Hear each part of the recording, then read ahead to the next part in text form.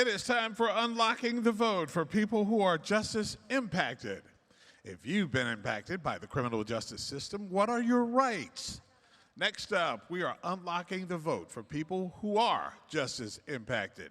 Please welcome to the Global Black Economic Forum stage, Dr. Topeka Sam, founder and CEO and visionary, Topeka K-Sam Ventures. Also, national consultant, Voter Justice Project, Desmond Meade. CEO, the Clean Slate Initiative, Sheena Meade. And author, advocate, and motivational speaker, Dr. Angela C. Wright. Please give them a warm welcome.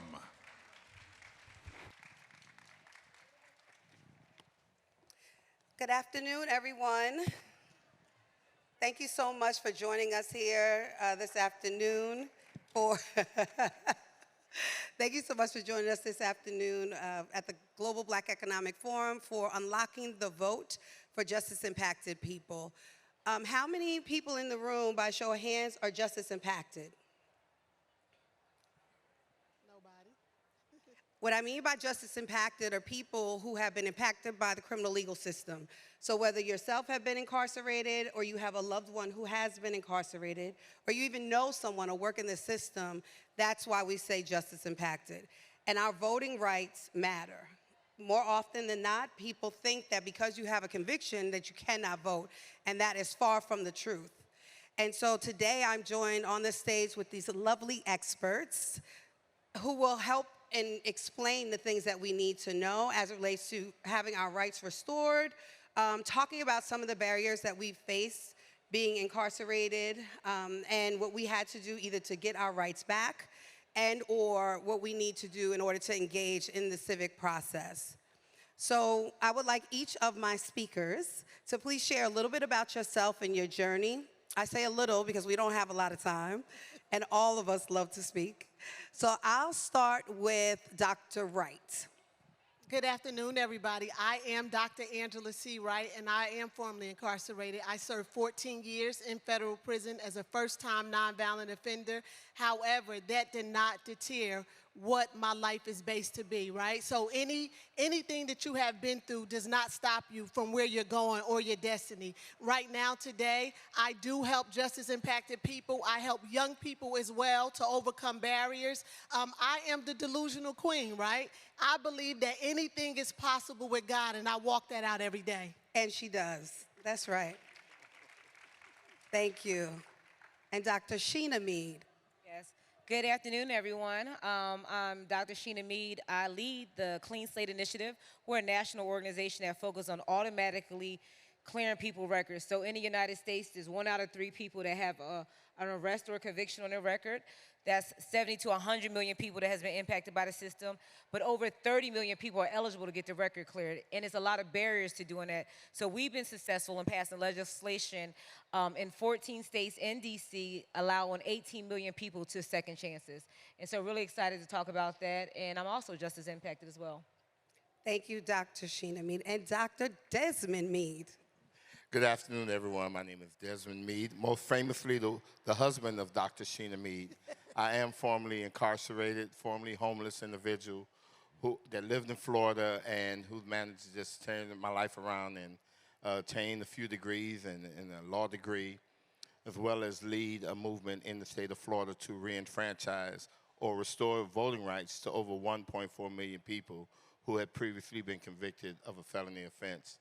And so my work has been to empower those people that's been impacted by the justice system and unlock potential in our communities through empowering them. Thank you. Now, when I say Dr. Meade, see, there's 2 Dr. Meades up here, but I just want to underscore, and I think it's important for everyone to hear, all 4 of us are doctor in our last name, and all 4 of us are justice impacted. So that's something also to show, right, that because we've been justice impacted, formerly incarcerated, that, as Dr. Wright said, that there's nothing that we can do or can't do. But for the sake of this particular conversation, we're talking about voting and unlocking the vote.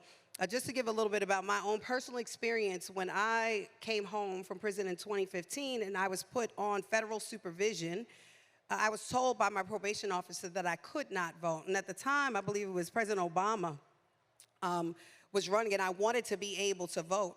And so I was doing my research, and I was told that I could actually vote because I was being released from federal prison, and New York state laws were a little bit different.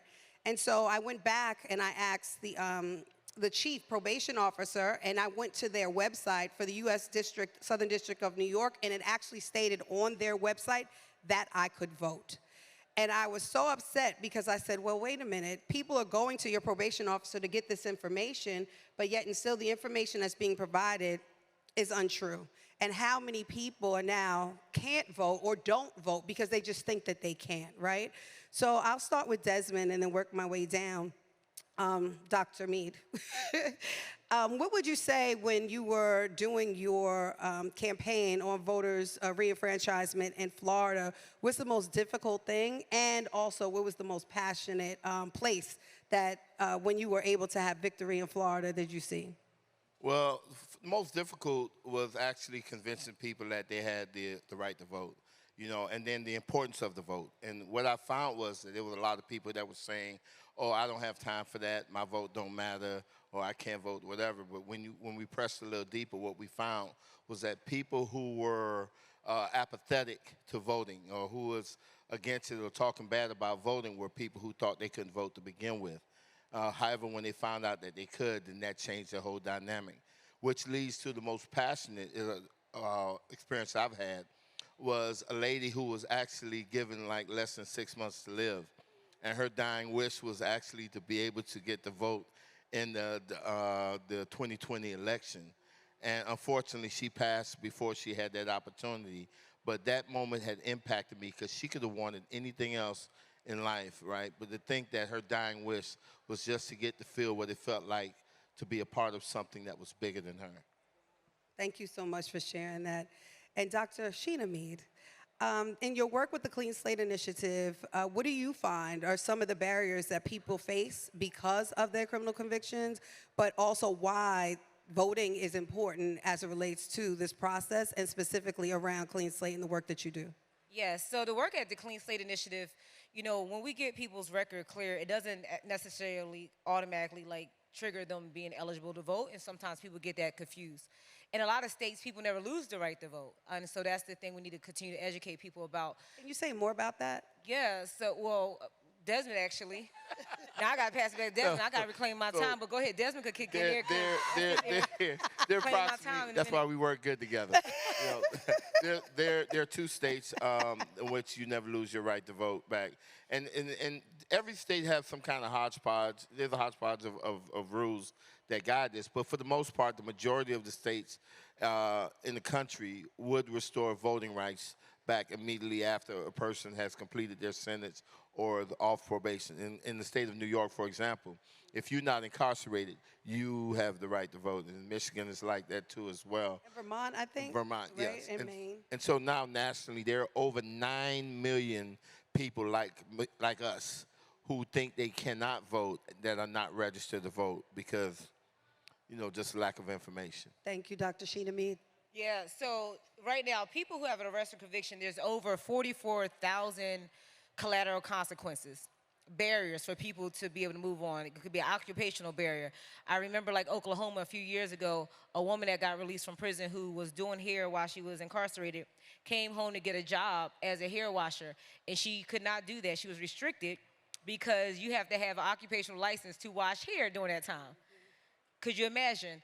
And so, yeah, so one of the things is when I was working on a campaign with Desmond, he was my boss at one time, y'all. Pray for me. But he was my boss at one time in the household and outside the household. But during that time, and he will go out and try to get people, you know, energized about registering to vote or about the initiative. And folks would say, yeah, I know, I care about voting, I know that's important, but I can't get housing, I can't get a job, and I can't get my education, and I need to be able to feed my children. And that always stuck with me. So when I started doing the work of Clean Slate, that's what stuck with me.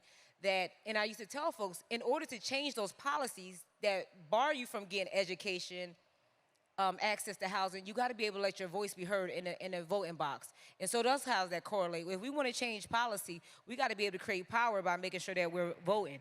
100%. Dr. Wright, we talked a little bit about that.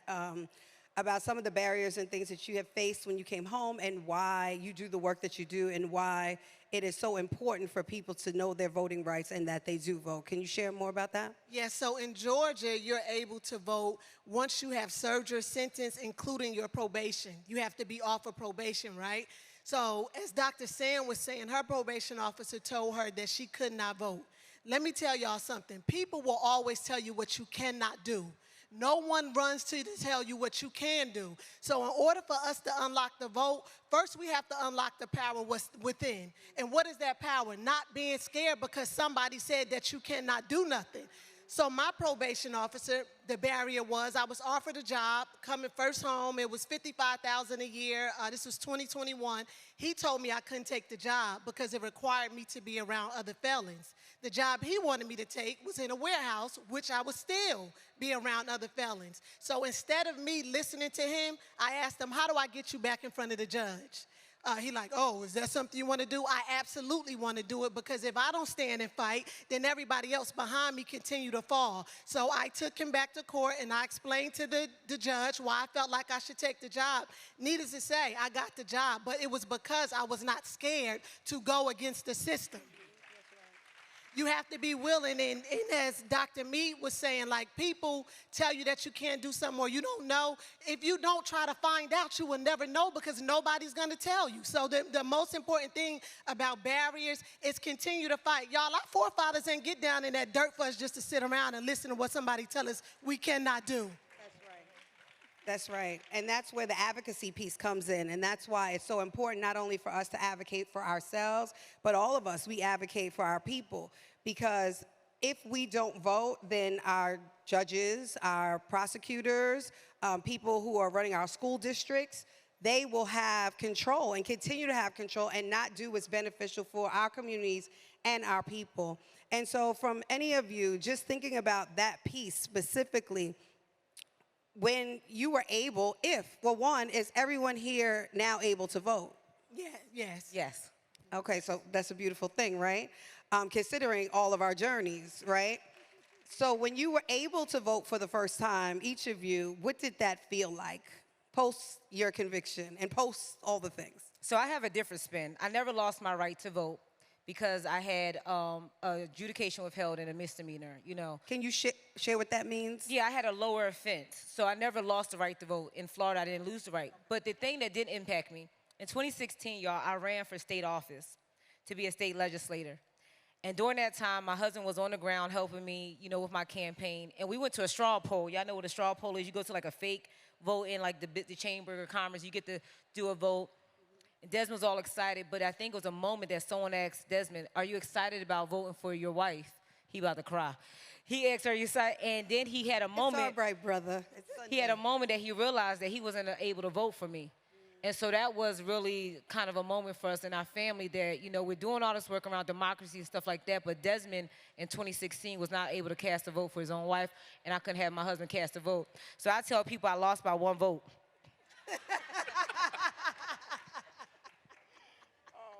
Jesus.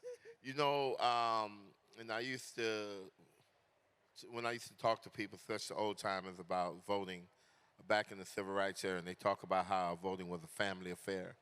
And, I mean, families got dressed up in their Sunday best and went to the polls. And that was always a conversation at the dinner table. And then I realized that through the years, what happened when you strip mom and dad of the right to vote, you killed that conversation. And I had never got that opportunity until 2020, right after we won the right to vote in Florida. And I remember just thinking about the fact that this was the first time I actually got to take my family with me to actually go vote.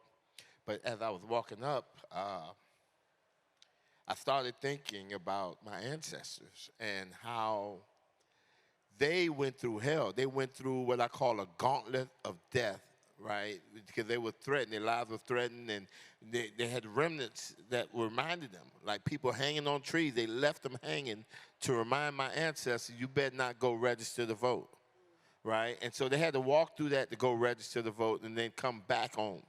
Then they had to walk through it again to actually go and vote. And what I thought about was how many lives were lost and how many people were bitten by dogs and sprayed with fire hoses, right? Just so people like me could have the right to vote in. And I thought about the blood, sweat, and tears that people had given, right, for these rights. And the thing that hit me was, because I asked myself, why would they do that, right, for me, right? And I understood that what I was doing was something bigger than just something political. I know people find it hard to believe, but voting is less political than what people think it is. And so when I was in that booth and I realized that I was walking on hallowed ground, right, because of the lives that were lost, I understood that I was engaging in something that transcended politics. It transcended the partisan nature. It transcended even the implicit and explicit racial biases, that I wasn't necessarily voting as a black man. I was actually voting as a human being, not a Democrat or a Republican or whatever, but I was actually engaging in an act that basically said, I am.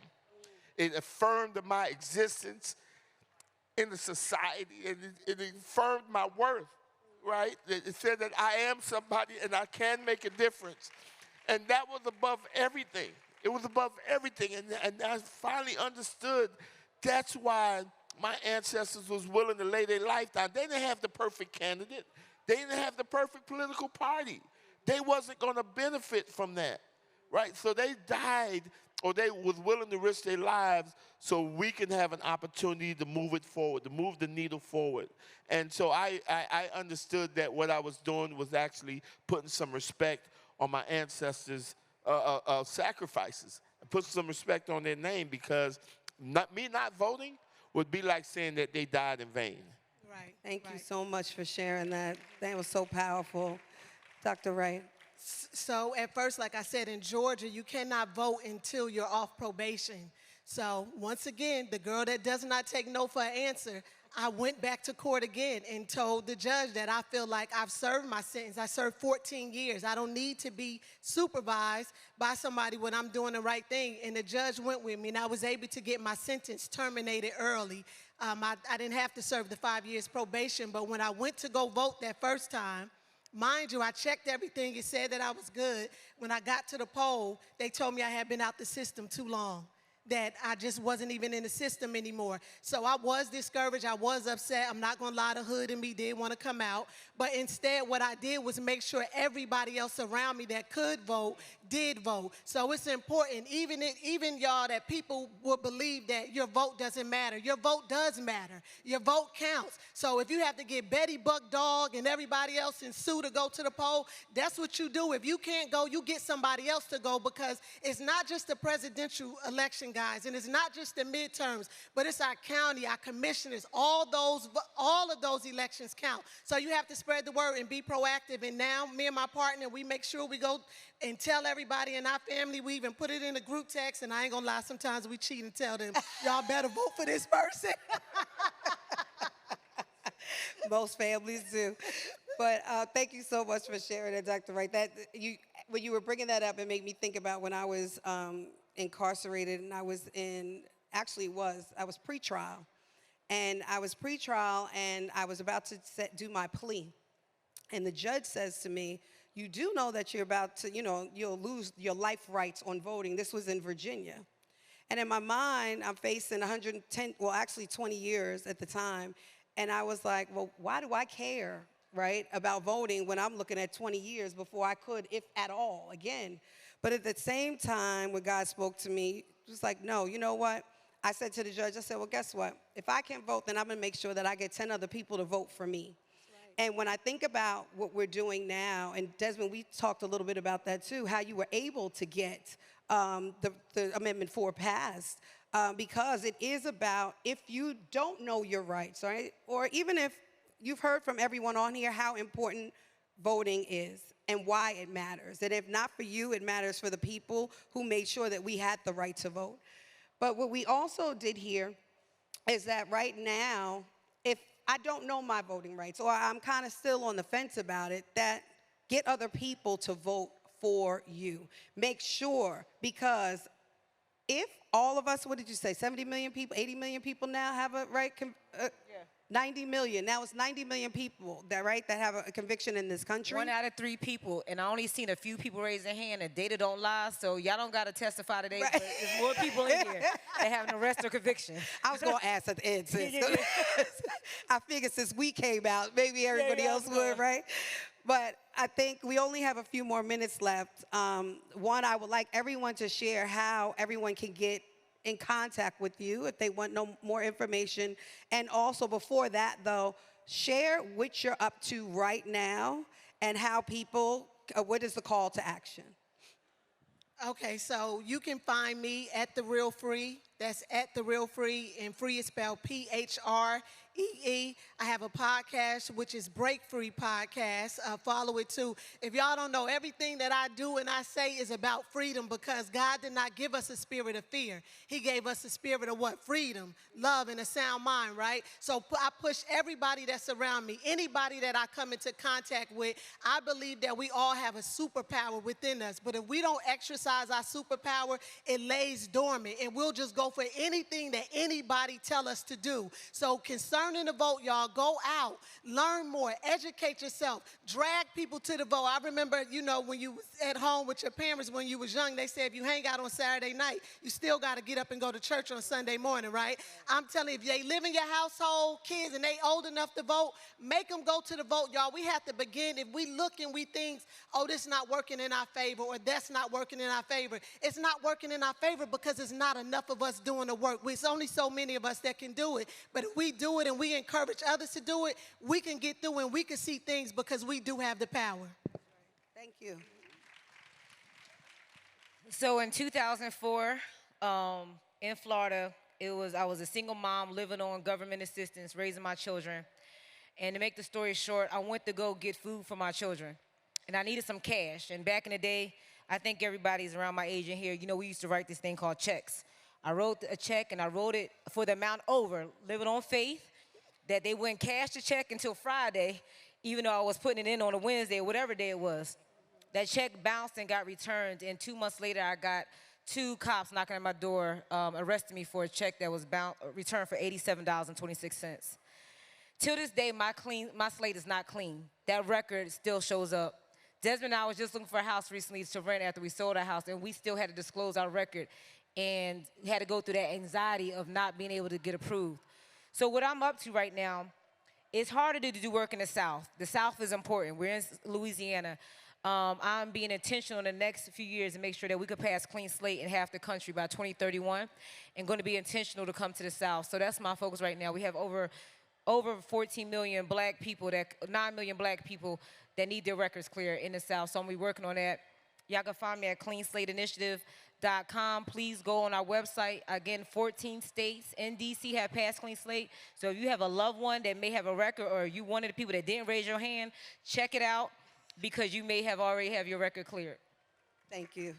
Well, I'm going to go ahead and add a little bit on to that. What she didn't tell you was that over 18 million people have gotten their records cleared now because of the work that she's doing. Woo.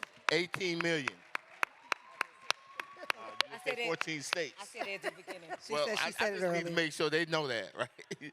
Because, so for me, I talked about, my journey where I came from homelessness, incarceration, addiction to drugs. What I didn't talk about was the triumph, right? And since passing Amendment 4, I've been named Time Magazine one of the 100 most influential people in the world, MacArthur Genius Fellow. I've been named Central Floridian of the Year, and in 2023, my organization, the Florida Rights Restoration Coalition, was actually nominated for a Nobel Peace Prize by the same organization who nominated Dr. Martin Luther King. And as my wife said, in spite of all of those things, I still caught hell trying to get housing, right? I still was made to feel like I was less than, right? And so one of the things that I believe that I want to do, One of the things that I wanted to do was make sure that people like me, people who've been impacted by the justice system, know that we don't have to settle for second best, that we can achieve so many things, right? And sometimes God takes us through these things to be of greater service to him. And so what I'm doing next is I'm actually started my campaign, and I'm running for governor of the state of Florida. Because I believe that if we can have a president that has a record, we can sure enough have a governor in the state that has a record as well. And so anybody that's interested in finding out more about my campaign could hit me up on the social media platforms, Desmond Meade 44, or DesmondMeade.com is the website. I appreciate everyone's support. What a powerful panel, right?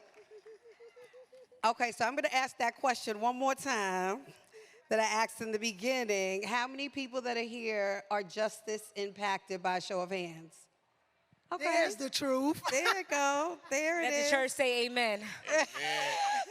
And what I also say is that, again, everyone should have raised their hand, because even if you didn't think you are, right? Now, if you knew no one who was justice impacted, and we know that not to be true, at least now you know 4 people up here.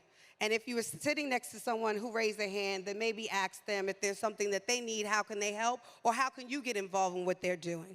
Well, my name is also Dr. Topeka K. Sam. You can reach me across all social media platforms at Topeka K. Sam, or my website, drtopekaksam.com, to get involved in any of the multiple things that I do. But again, please vote. And if you're not sure, here are the experts to let you know what your voting rights are, and make sure that you bring 10 people, I'm not even going to say 1, 10 people with you to vote this electoral season. Thank you. Betty Buck and the dog. Thank you, Dr. Sam.